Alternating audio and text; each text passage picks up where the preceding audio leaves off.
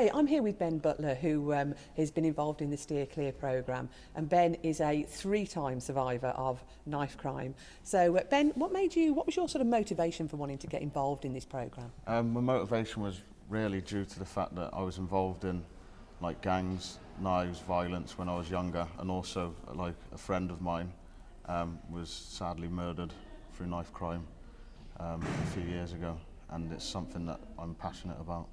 And can you tell us a little bit about why you think you got involved in that sort of the knife crime and the drugs, and if you can give some background to that? Okay, so I was involved, I chose to go to that sort of side due to a lot of domestic violence that was going on in my household, sort of not knowing my own identity, struggling with actually knowing who I was.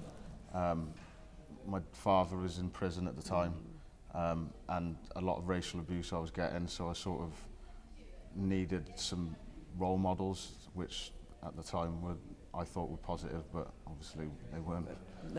No, clearly not. What was the point that you finally thought you needed to turn this around? And was there one key moment or one key person that helped you do that? Yeah, there was.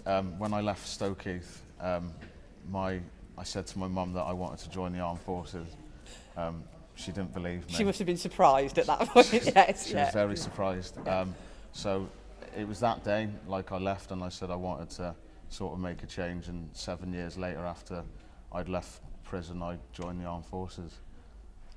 Yeah. Fantastic. And from when you were talking to the children this morning, they were very engaged around certainly the issue you said about when you'd been sort of stabbed yourself and the things that happened around that and the effect on your family and everyone around you. If there was one key message you could give to the Year 9s that were here today, what would it be? To speak to someone. I think because of nowadays, when you've not got that positive role model or they're struggling, like the support is out there, and I think a lot of young people are drawn to negative role models, so I think it's speak to someone and try and get help.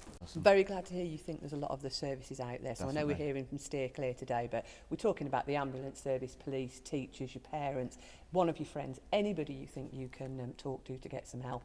And as Ben said, that's the way to get yourself out of it. So thanks very much.